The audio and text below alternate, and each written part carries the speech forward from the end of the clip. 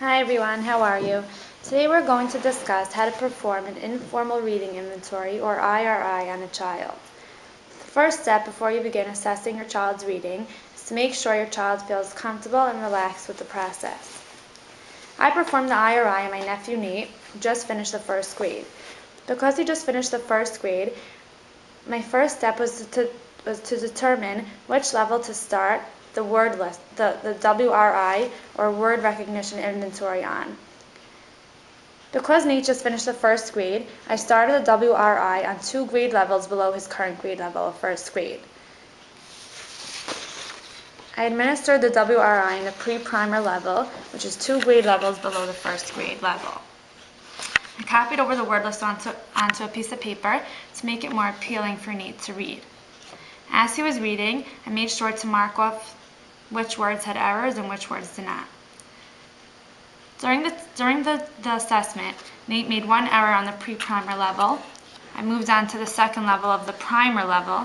Nate made 3 errors on the primer level, and I moved up to the third level of the first grade level, and Nate made 4 errors on the first grade level.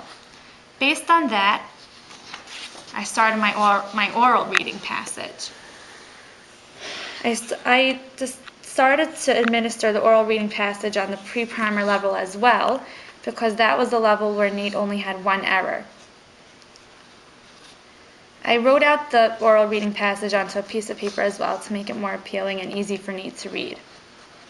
As Nate was reading the oral reading passage, I referred to my book, page 194, which has a table, a code for marking and scoring errors.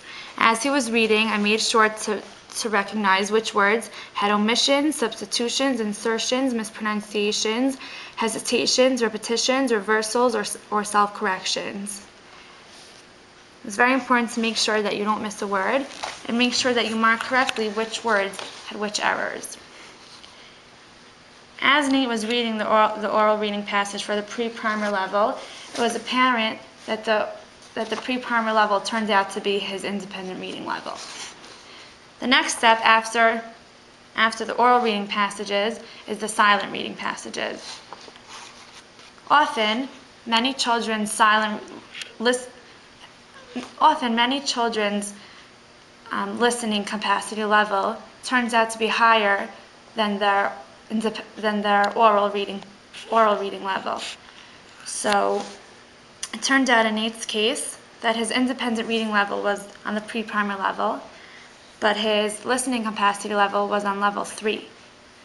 So after Nate read the oral reading passage for the pre-primer level and I asked him the reading comprehension questions, we started doing the silent reading passages, and Nate's listening capacity level turned out to be on level 3, which was really great, and which means that he's a smart boy. He has good reading comprehension skills, but his reading comprehension skills were greatly improved when the passage was read to him. It's a little tricky to perform this IRI, but with practice, you'll see it gets easier every time. Thank you.